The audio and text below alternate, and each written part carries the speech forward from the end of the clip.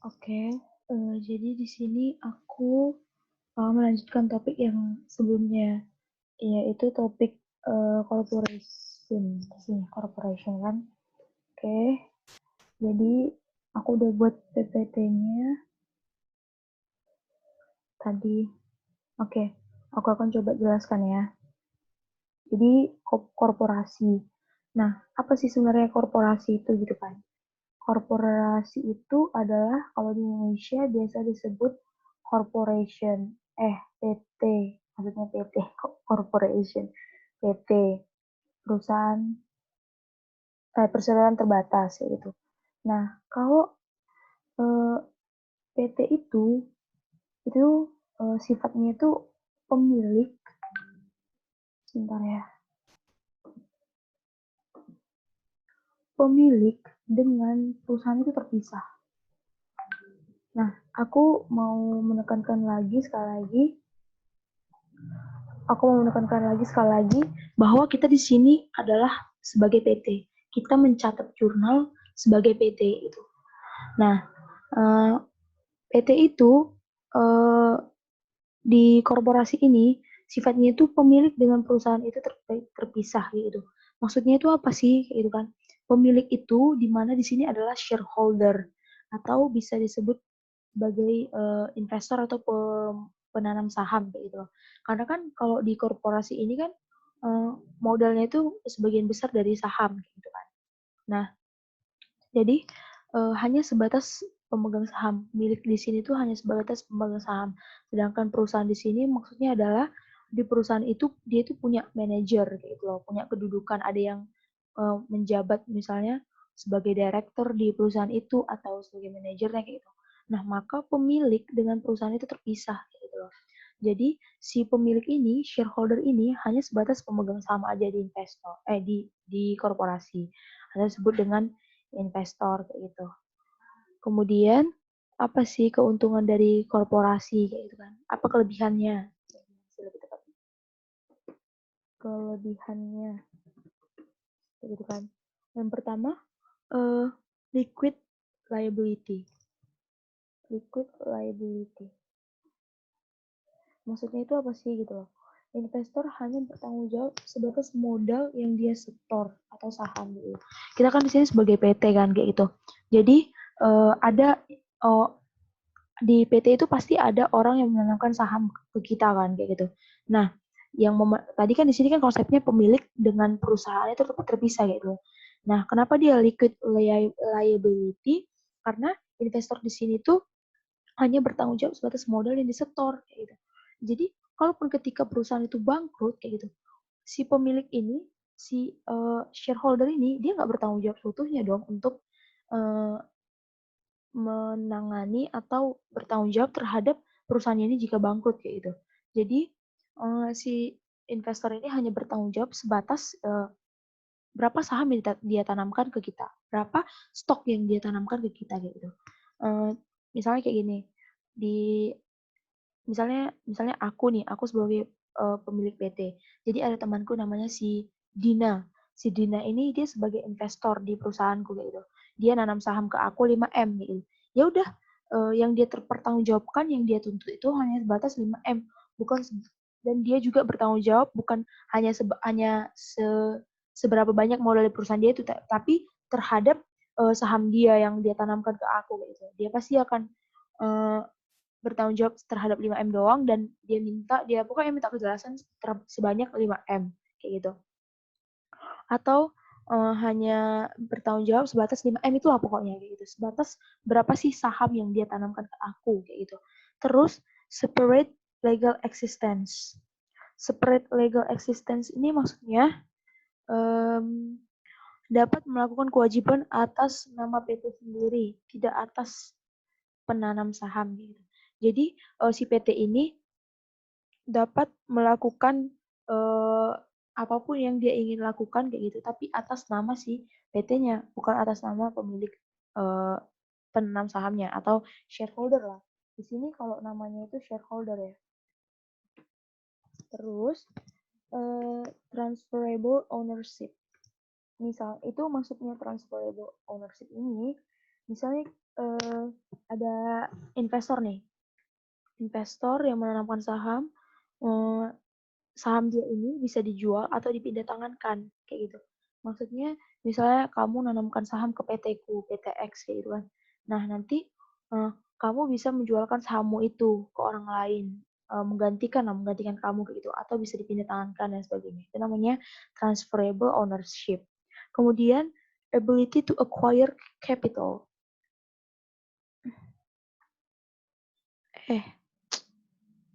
Nah, ini maksudnya adalah memiliki kemampuan atau mendapatkan modal atau lebih sana. Nah, jadi korporasi ini, PT yang kita punya ini, dia itu able to get modal gitu. Dia itu bisa mendapatkan modal dari penerbitan saham.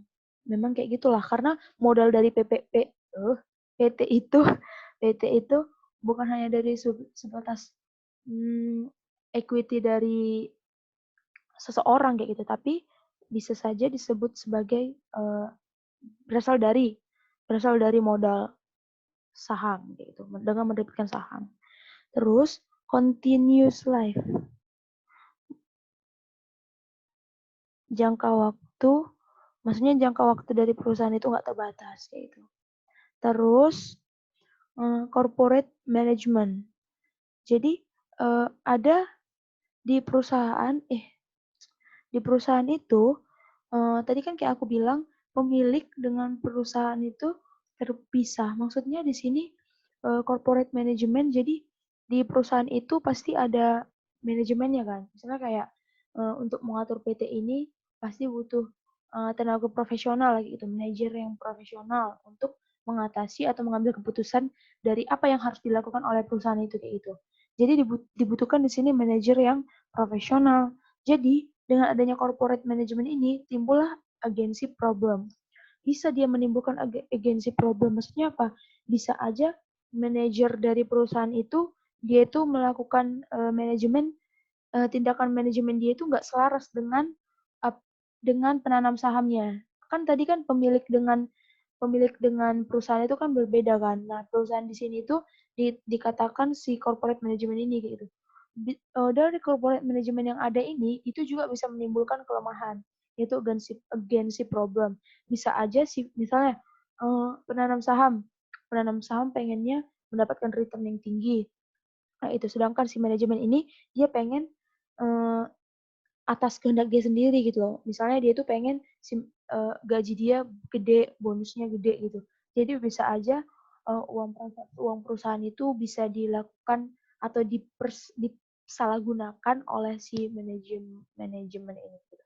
Oleh sebab itu pada saat melakukan pemilihan manajer dari RUPS, oh ya jadi si uh, investor ini dia itu bisa ini ya, bisa punya hak untuk memilih si manajer yang profesional. Profesional.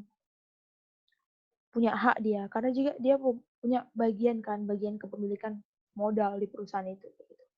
Kelemahannya apa sih gitu kan? Kelemahannya government regulation. Namanya juga perseroan terbatas gitu kan. Pasti dia ada batasnya juga di namanya kan PT. PT itu kan perusahaan sebenarnya kalau bisa dikatakan sebenarnya itu kayak perusahaan swasta gitu kan. Nah, jadi seperti yang kita tahu pemerintah juga mengambil bagian dong untuk mengatasi si PT ini gitu. Jadi ada banyak government regulation atau aturan-aturan dari pemerintah terhadap si PT ini gitu. Karena untuk mencapai penggunaan sumber daya yang efektif dan efisien, jadi juga pemerintah ambil bagian atau dapat mengintervensi PT ini gitu, perusahaan. Makanya di PT itu pasti government regulation-nya itu cukup banyak kayak itu. Terus yang kedua additional taxes. Additional taxes itu maksudnya uh, ada pajak yang diberikan kepada si PT ini, kepada PT ini kayak gitu. Misalnya misalnya kayak mau memberikan saham nih, mau memberikan dividen nih, pasti si penerima dividen ini mendapatkan additional tax gitu. Kemudian lanjut ke hak-hak pemegang saham. Hak-hak pemegang saham atau bisa disebut sebagai shareholder. Shareholder. Bentar ya.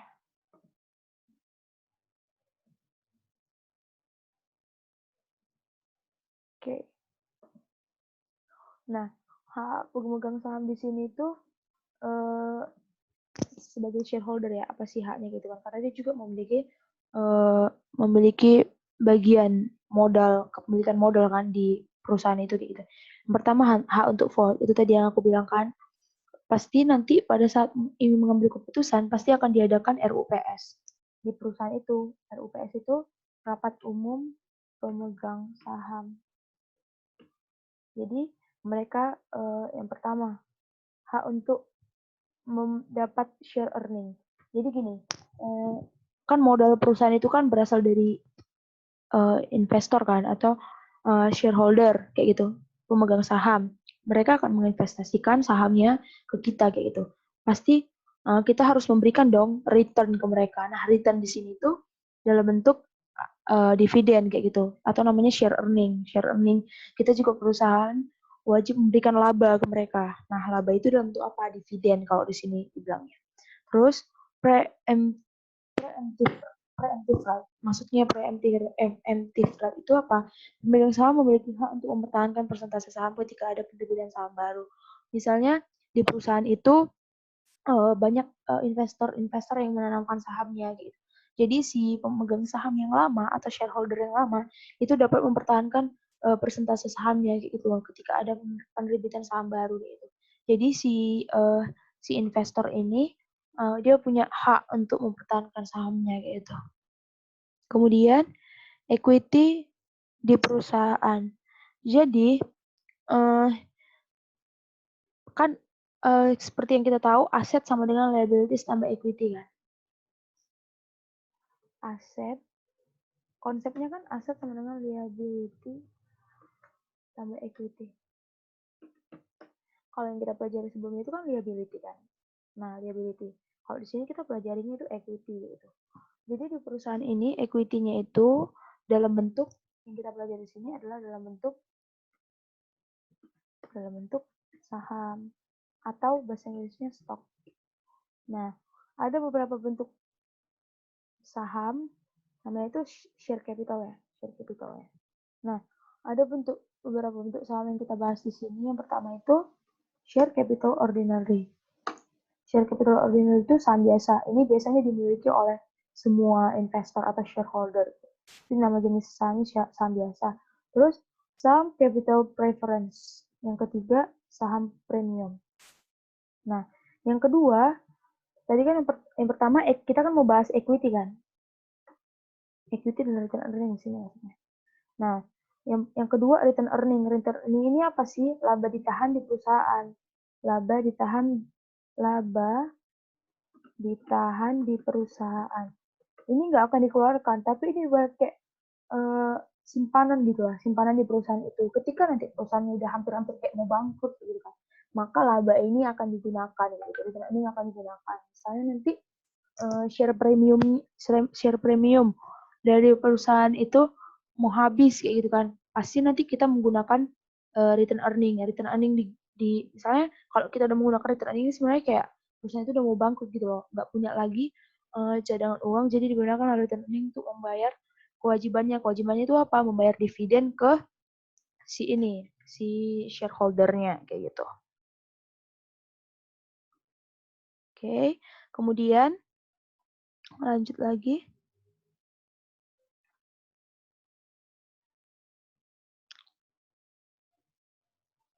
Nah, kita bahas satu-satu ya. Yang pertama, ordinary share. Ordinary share atau common stock biasa, di buku itu dibilang. Atau saham biasa. Jadi saham biasa ini apa sih kayak gitu kan? Saham biasa ini saham yang normal dikeluarkan oleh sebuah perusahaan. Jadi kayak memang benar-benar di setiap perusahaan itu ada saham biasa. Maksudnya itu yang lebih dominasi di perusahaan itu dikeluarkan. Terus dalam penjurnalan share ini sesuai, ingat ya, kalau ingat konsepnya yang pertama disclaimer ya. Disclaimernya yang pertama, kita di sini sebagai perusahaan. Kita memandang diri kita ini sebagai PT gitu. Jadi kita mencatat sesuai dengan PT. Karena kalau kita sebagai investor itu beda lagi pencatatannya gitu. Terus yang kedua, penjurnalan setiap share ini itu dicatat sesuai dengan nilai par atau nilai nominal. Jadi misalnya berapa harga dari saham itu, itulah kita catatkan gitu. Terus ordinary share ini dibagi menjadi dua, diterbitkan dengan par value atau nominal yang ada di lembar saham, terus diterbitkan dengan non par value gitu. Kenapa sih dia diterbitkan di non par value kayak gitu? Biasanya sih harga pasar itu jauh melebihi nilai harga sahamnya. Jadi nggak perlu dicatat sesuai dengan non par value. Tapi kalau nanti dia nggak dikasih tahu par value-nya, nanti pasti akan ada dikasih tahu di soal itu stated value-nya gitu. Kenapa? Karena nggak bisa kita kayak mencatat tanpa ada perbandingan nilai gitu. Jadi apa namanya? Jadi apa ya namanya? Jadi lembaga kayak lembaga itu menetapkan harus adalah stated value atau ketetapan yang mereka buatkan kayak gitu. Karena harus ada minimal nilai yang ditetapkan terhadap saham itu kayak gitu. Jadi kita langsung catat aja lah ya. Buat contohnya lah Kak, nggak ngerti aku kayak gitu kan. Langsung aja lah kita buat contohnya. Nah, contohnya diterbitkan saham di sini saham biasa. Karena ada saham kan tadi kan ada 3 saham. Capital ordinary, capital preference, sama ini capital ordinary saham biasa ya. Diterbitkan saham biasa 1000 lembar dengan nilai par 1000 gitu. Nah, kalau dia case-nya nih diterbitkan sesuai nilai par. Nah, diterbitkan sesuai dengan nilai par, maka kan kalau kita sebagai perusahaan kan ada investor yang kita nerbitkan saham, ada investor yang menanamkan sahamnya gitu, menanamkan modalnya kita kayak gitu. Maka kita dapat duit kan kayak gitu. Kita dapat duit 1 juta, terus terbitlah share capital ordinary-nya gitu. Nah, berarti cash-nya itu 1 juta, share capital ordinary-nya 1 juta. Kenapa? Kita menerima duit, ada investor yang dia menanamkan modalnya ke kita, dia percaya ke perusahaan kita, maka kita dapat uangnya kan, share capital kita pun terbit kayak gitu. Cashnya berapa? Cash 1 juta, 1000 dikali 1000, karena diterbitkan sesuai dengan nilai par kan, berarti share capital ordinary 1 juta, cashnya 1 juta, 1000 kali 1000. Kemudian apabila terbitkan dengan harga 3000 per lembar gitu kan, kita terbitkannya itu seharga nilai 3000 per lembar. Berarti uang yang kita dapatkan kan 3000 kali 1000 kan, harga per lembarnya kan 1000. Nih, 3000 kali 1000 berarti 3 juta. Terus di kreditnya itu apa? Share capital ordinary. Share capital ordinary itu kan sesuai dengan nilai par kan. Nilai parnya tadi berapa? 1000 kan. 1000 dikali 1000 dikali 1000 berarti 1 juta. Nah, 2 jutanya itu apa sih kayak gitu kan? 2 jutanya itulah dia masuk ke share premium. Jadi, share premium itu sebenarnya setiap ada kelebihan atau kekurangan dari penerbitan saham masuk kayak gitu. Kalau dia lebih, dia menambah. Kalau dia kurang, dia mengurangi kayak gitu. Nah, gitu dia. Karena share capital ini diterbitkan sesuai dengan ini ya, sesuai dengan harga par value-nya ya, par value. Sedangkan di sini diterbitkan katanya 3000 lembar, berarti uang yang terima itu kan sebesar 3000. Tapi nilai sahamnya itu tetap dia 1 juta gitu. Kemudian dicatat di laporan keuangan gimana gitu kan. Jadi equity section namanya. Equity section itu yang pertama dia ada share capital kan, karena equity itu kan tadi ada share capital, ada return earning. Nah, jadi di sini in case return earningnya belum dikasih tahu kan, misalnya kita buat aja lah return earningnya misalnya 20M, 5M lah misalnya gitu kan. Share capitalnya itu, share capital apa aja di sini yang udah kita catatkan tadi. share capital ordinary kan. Nah, sebesar 1 juta. Share premium berapa? 2 juta gitu. Karena equity di sini kan ini tadi konsepnya. Nah, equity dari perusahaan itu adalah saham dan RE. Jadi, kalau kita mau buat laporan keuangan nanti, sahamnya itu ini, equity section, share capital sama RE. Share capitalnya itu berapa tadi yang udah kita catatkan, yang udah kita dapatkan, yang kita terbitkan maksudnya. 1 juta kan. Di sini nominal ya, nominal bukan per lembar kita catatnya. 1 juta tambah 2 juta, 3 juta. Totalnya 3 juta kan. Terus ada RE. Ada RE, berarti total equity kita itu total equity Mana baik sama bukan? 5 miliar 5 miliar 0,03. Kayak mana buatnya ini? 5, aduh, M gitu lah. Nah, terus kalau dia diterbitkan tanpa fair value, ini dia diterbitkan di atas ya, di atas harga par. Ini kan sesuai nilai par, ini di atas harga par. Kalau dia di atas harga par, pasti ada uang lebih yang kita terima kan gitu. Nah, uang lebih yang kita terima itu akan masuk ke share premium ordinary namanya. Jadi, kalau dia diterbitkan tanpa par value nih, tanpa par value kan, tadi kan konsepnya kalau dia tanpa par value, dia harus ada static value kan. Pasti ada gitu. Nah, jadi harus ada static value. Contohnya gimana? Misalnya, PT ABC menerbitkan 1000 lembar saham, nggak ada par, tapi static value-nya ada 3000 lembar gitu. Jika diterbitkan dengan harga 8000 lembar, kayak mana? Berarti kalau diterbitkan harga 8000 lembar, ini kan cash yang diterima perusahaan, berarti cash-nya 8000 dikali 1000, berarti 8 juta. Terus share, di sini saham biasa ya. Terus share capital ordinary, share capital ordinary-nya berapa gitu? Sesuai dengan harga par, harga stated. Sesuai dengan harga stated, karena di sini nggak ada par kan. Berarti 3000 dikali 1000, 3 juta. Oke, cash yang kita terima 8 juta, sedangkan share capital kita 3 juta, berarti ada share premium kan, share premium ordinary yang lebih. Berarti berapa? 5 juta kan. Gitu. Ordinary, ini kita harus klasifikasikan dia ya, harus sesuai gitu. Jadi ordinary, apakah dia nanti reference gitu. Kemudian jika ini sekarang case-nya ya, jika saham itu bisa diterbitkan untuk mendapatkan sebuah aset.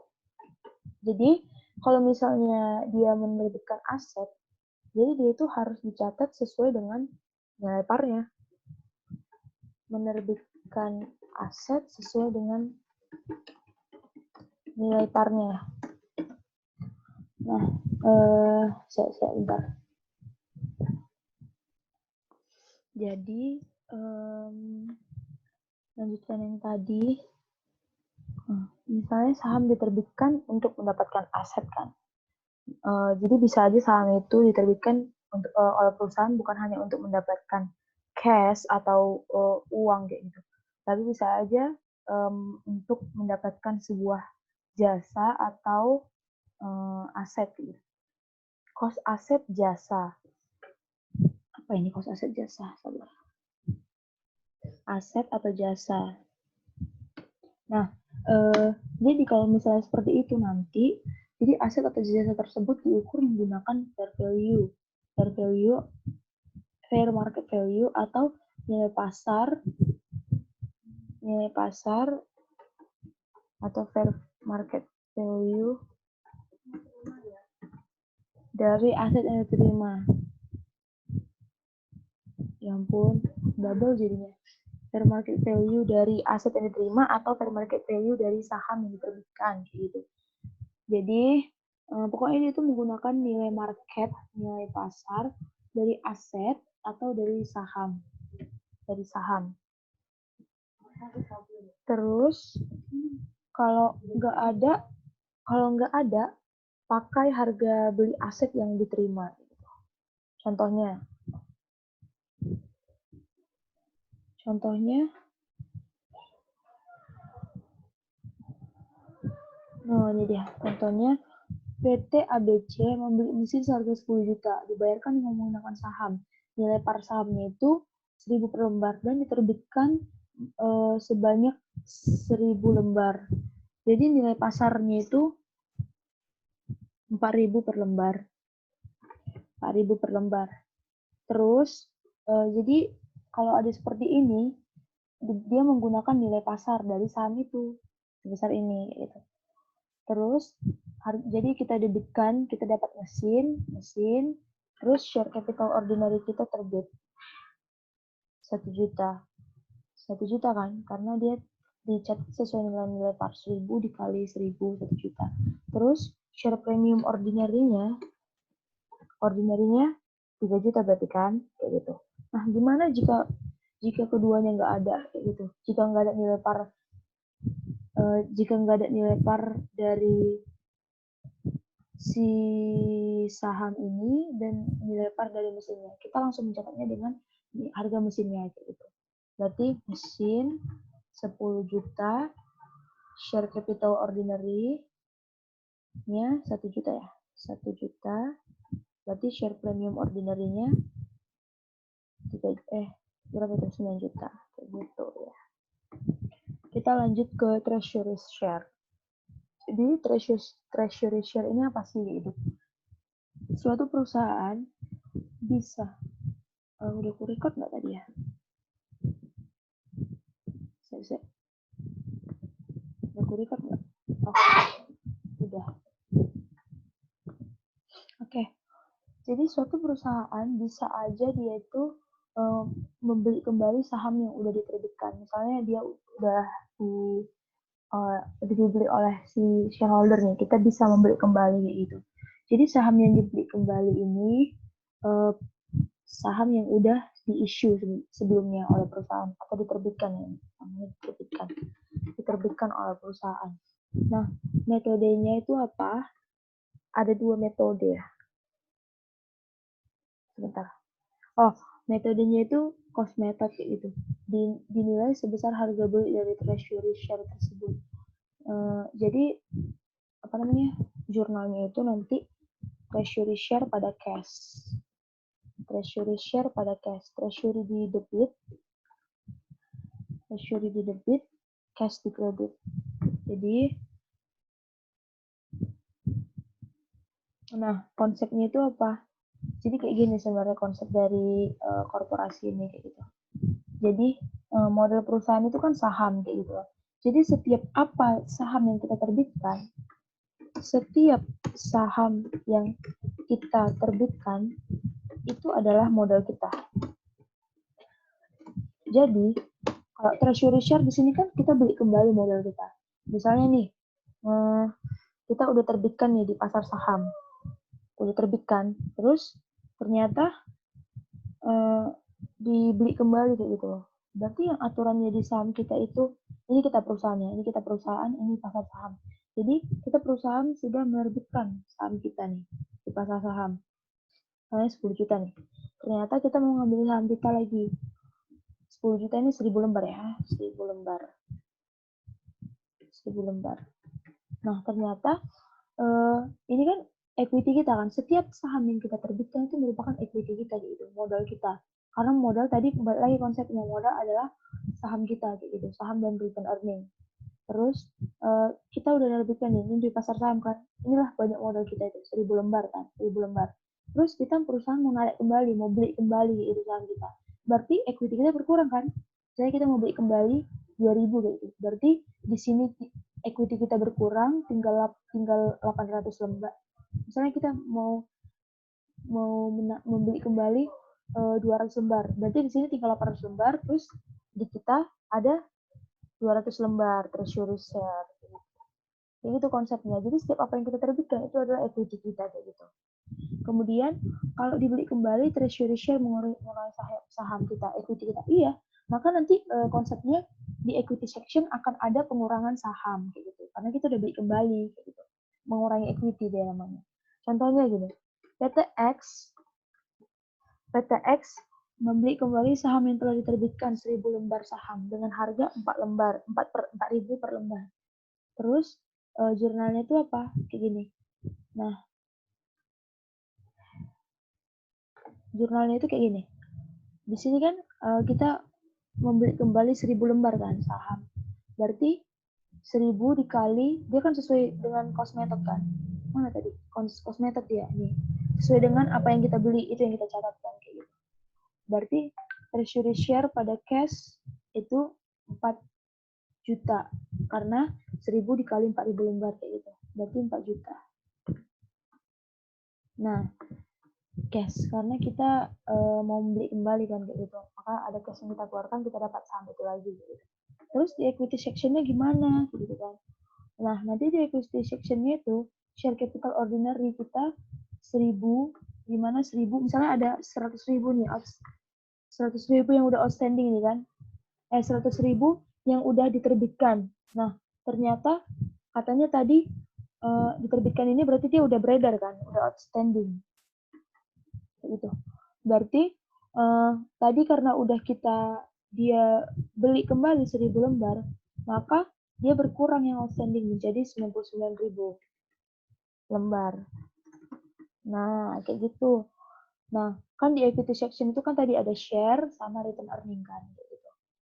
Nah, makanya misalnya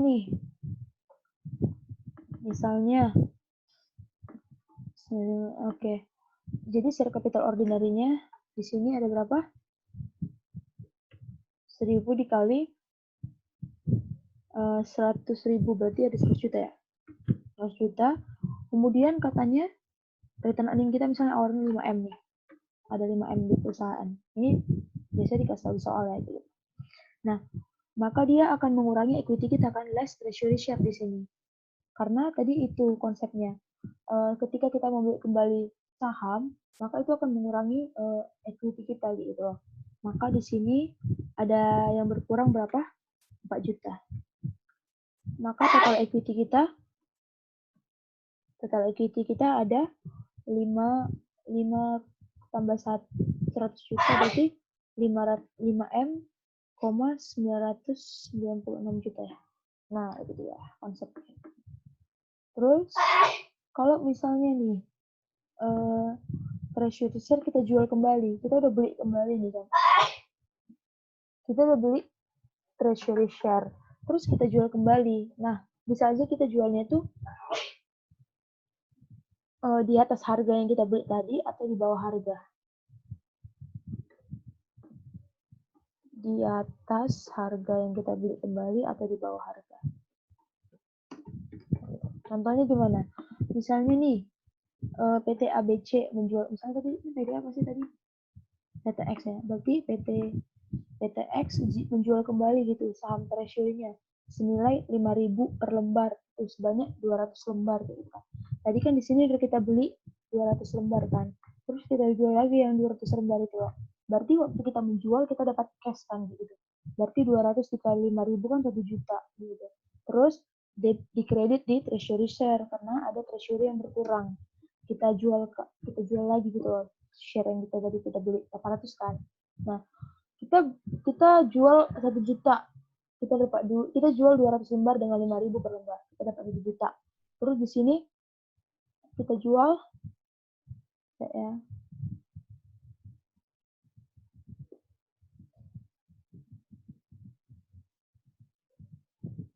Oke, kita jual dia 1 juta. Kita jual dia harganya 5.000 per lembar. 200 lembar kita jual. Berarti share premiumnya apa?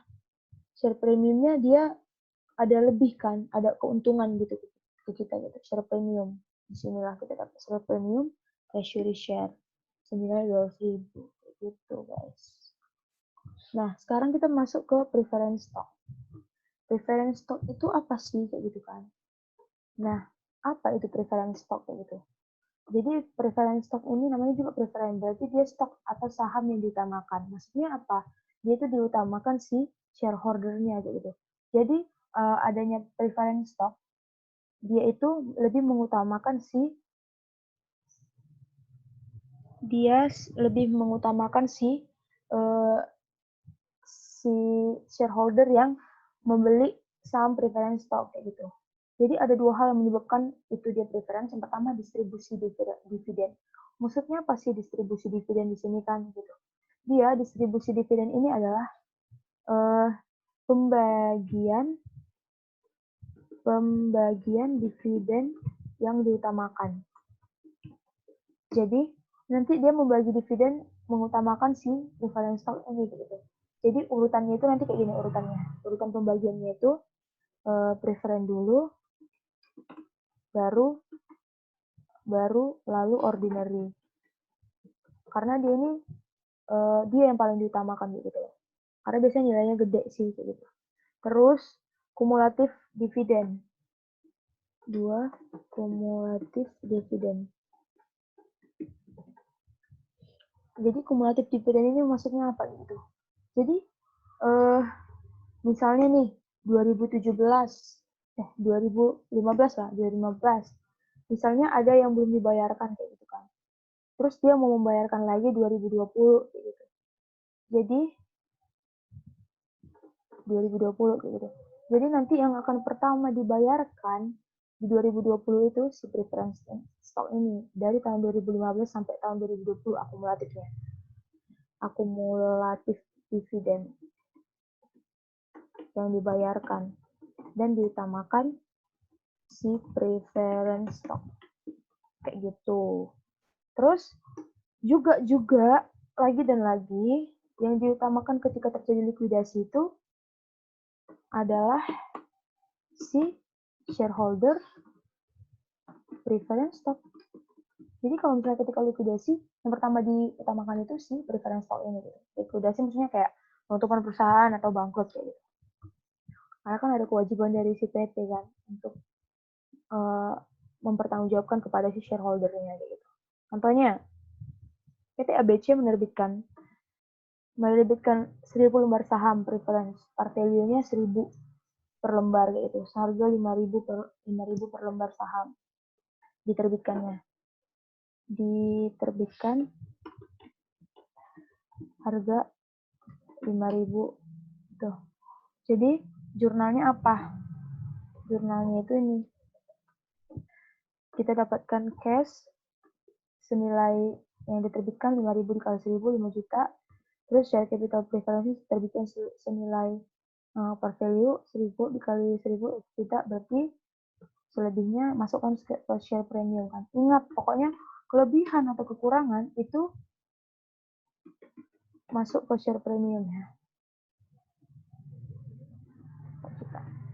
Nah, kayak gini dia.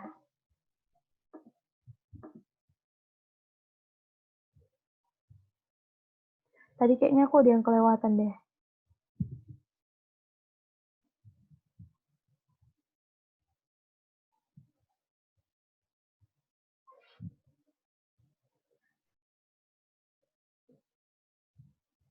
Sebentar ya.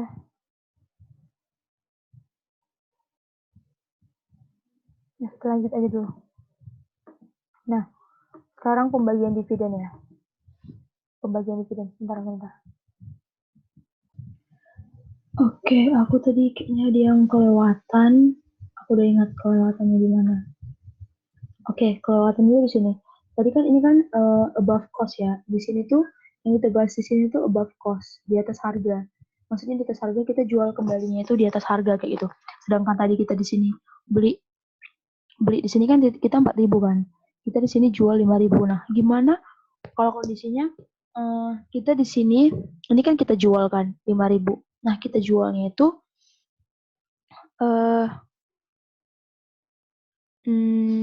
di bawah harga. Di bawah harga. Berarti misalnya ini ini aja. Kita jualnya di bawah harga ya. Nah, PTX menjual kembali sahamnya itu senilai misalnya 4.000. 3.000 lah. 3.000 berarti kita terima itu sebanyak berapa? 600.000 kan? Begitu. Sedangkan treasury share kita tadi itu berapa treasury share kita nilainya tadi? Di sini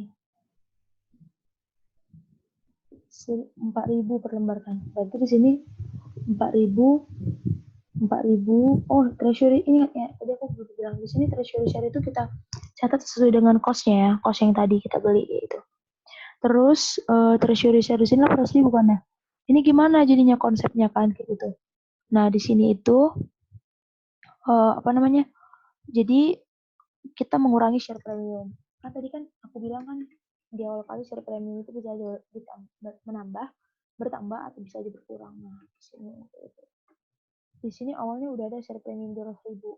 Ternyata masih cukup. Kita harus butuh share premium. Kita harus ini ya kalau konsep korporasi ini kita tuh harus nanti kalau misalnya ada soal dia itu dari awal sampai akhir harus diperhatikan gitu. Jadi kita harus tahu yang mana kita beli, yang mana kita jual gitu. Berapa harganya tadi, sisanya berapa share premiumnya kayak gitu. Nah, di sini sisa share premiumnya ini kan 200.000 kan tadi di atas. Berarti di sini tuh 200.000 kita butuhkan. Berarti masih cukup. Berarti masih cukup ya 200.000 kayak gitu. Kayak mana kalau misalnya case-nya kita jualnya itu cuma 2.000 gitu. Kita jual cuma 2.000 per lembar. Ini konsepnya ini belum ada ya. Ini enggak ada ya. Terus sebanyak 200 lembar. Gimana kayak gitu? Berarti cash yang kita terima cuman 400.000. Sedangkan share premium tadi kita awalnya berapa sisanya? 200.000 kan? Kita udah punya share premium 200.000.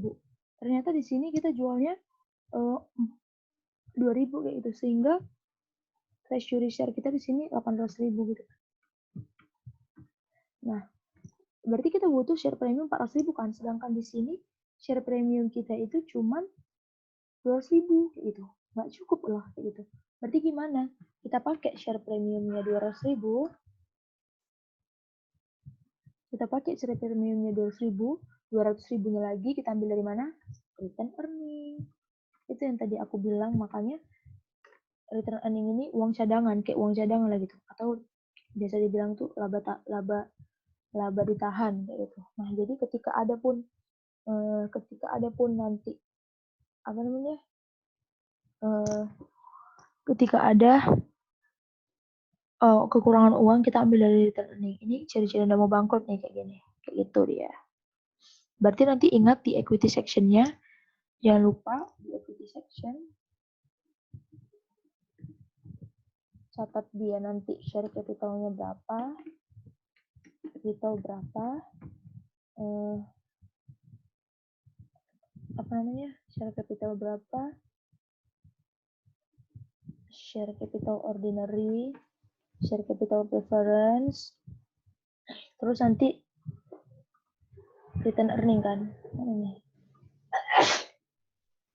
Wah, kok bisa di sini? Maklum ya guys, di sini ada orang yang lagi bersin-bersin.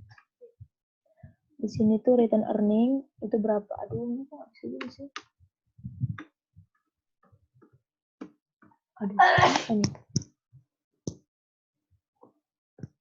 Return earningnya itu nanti misalnya X tadi kan udah ada berkurang kan. Nah, buat di sini berkurang berapa? Berapa? Nanti totalnya kita totalkan semua. Dah.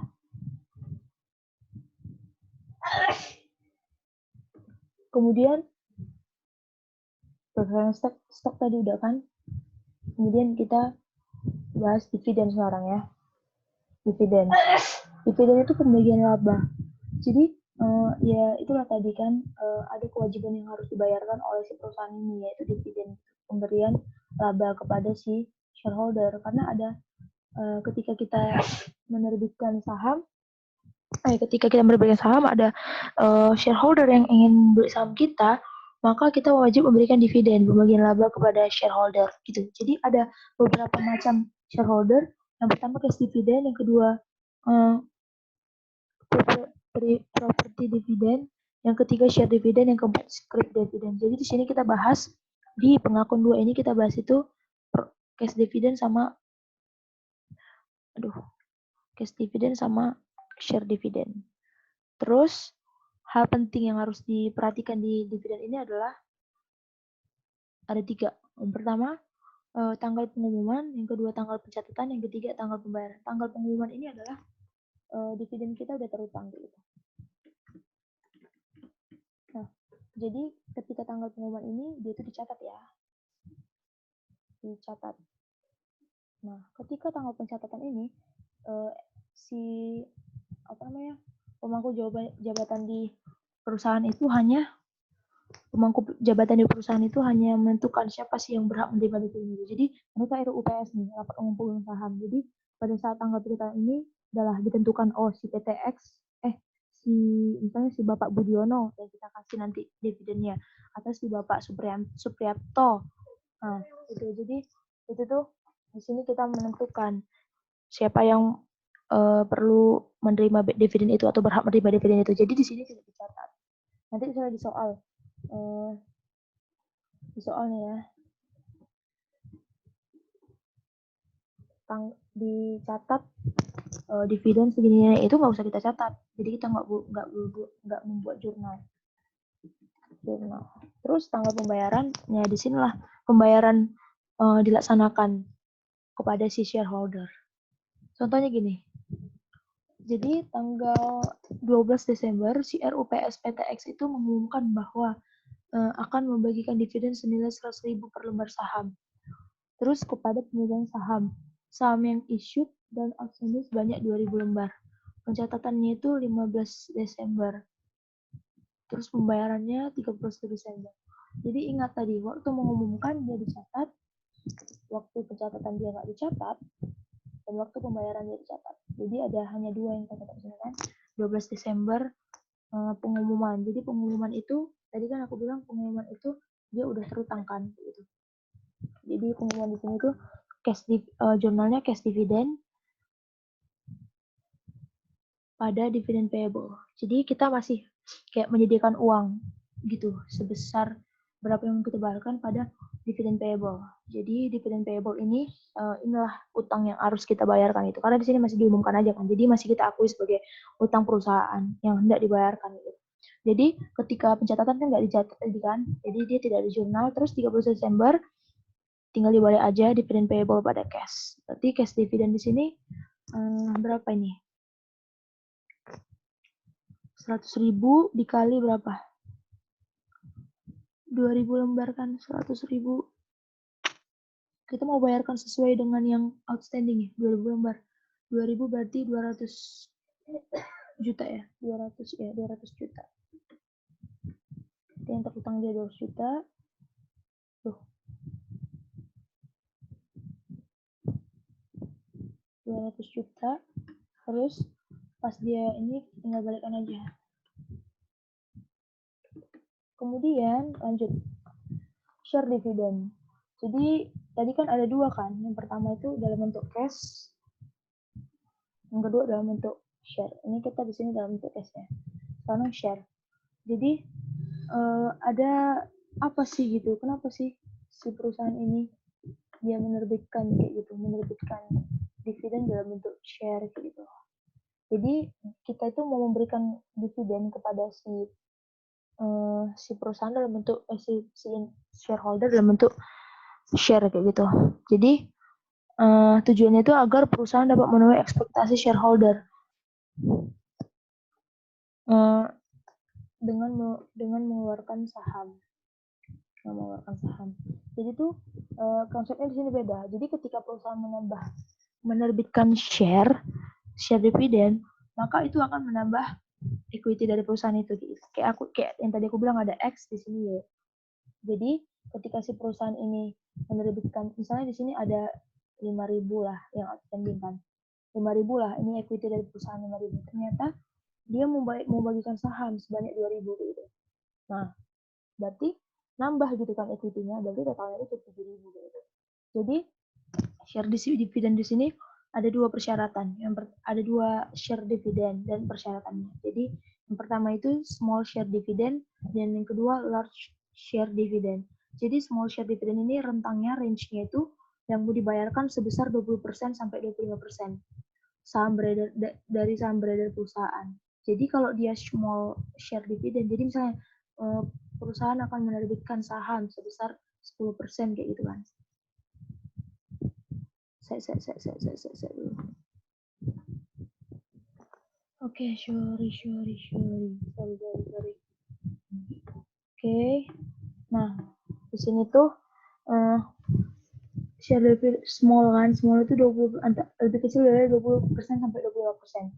Jadi kalau large di sini tuh lebih besar dari 20 sampai 25%. Terus di sini tuh ini artinya ini sih 20. Nah, ini dia.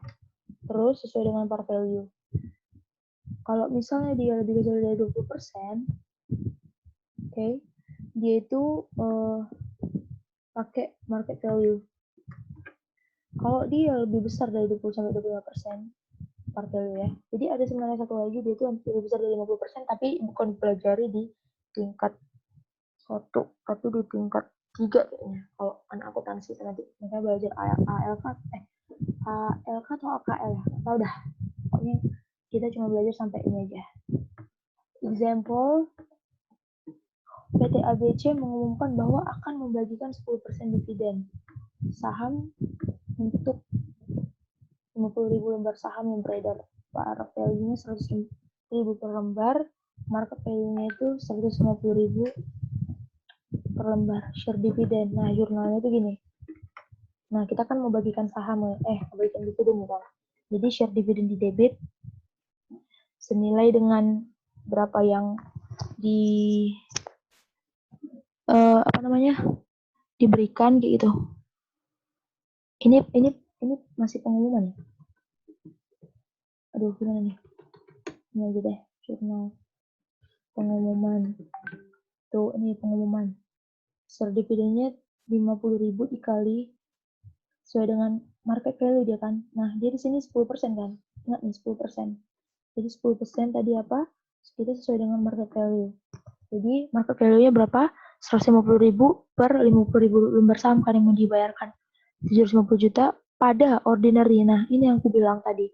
Karena kita menerbitkan saham pakai menerbitkan dividen pakai membayar dividen pakai saham, maka otomatis ada saham kita yang bertambah gitu. Jadi ordinary share dividend distributable sebesar 500 juta gitu. Jadi ada saham kita yang bertambah gitu. Tapi namanya kalau biasa disingkat aku dulu sih OSDD. Nah, nih. Tuh, sebesar ini 500 juta. Terus pada share premium karena kan 750 juta kita bayarkan, maka 500 juta akan nilai sahamnya, maka ada share premium ordinary. Share premium ordinary itu sebesar, dia masuknya ke share premium ordinary ya, karena di sini saham biasa. Penerbitan OSDD. Oke, sebesar berapa itu? 250 juta. Kayak gitu dia guys. Gimana sih ini ya? Kecilin dulu lah tulisannya. Oke, 500 juta. Ini gini bisa nggak ya? Loh. Ini deh. Oke, 250 juta nih. Oke. Nah, pada saat penerbitan berarti OSDD ini pembayaran, Deng. OSDD pada share capital ordinary sebesar nilai ininya 500 juta. Jadi ada share capital ordinary kita yang terbitkan nih. Nampak di sini share capital ordinary sebesar 500 juta. Jadi nanti di equity section itu akan bertambah. Gitu konsepnya. Ingat aja ketika dia penerbitan dividen menggunakan saham, dia akan menambah equity dari perusahaan itu. Jadi equity section-nya nanti di share capital ordinary 5M, terus ordinary share dividend distributable-nya tadi ada bertambah 500 juta kan, maka total share capital-nya itu bertambah 5M 500 juta. Oke. Share split. Nah, ini sebenarnya share split ini apa sih? Share split adalah pemecahan saham. Jadi tujuannya itu apa gitu kan? Untuk menurunkan market value dari saham. Jadi maksudnya itu gimana? Gini, pada saat perusahaan, misalnya banyak di perusahaan yang udah menerbitkan saham nih gitu kan, maka otomatis apa namanya nilai saham itu akan semakin tinggi gitu kan. Nilai saham itu akan semakin tinggi, maka tujuan dari share split ini apa? Menurunkan market value dari saham, menurunkan nilai market, nilai pasar dari saham itu gitu.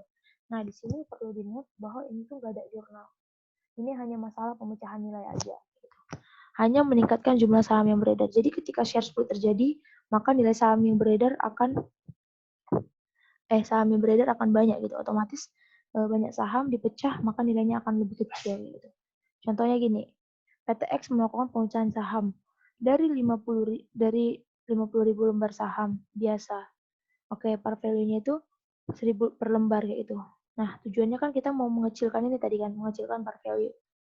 Nah, dengan basis 2 for 1. 2 for 1 ini maksudnya 2 untuk 1. Jadi satu saham bacanya dari bawah ya, dari kanannya.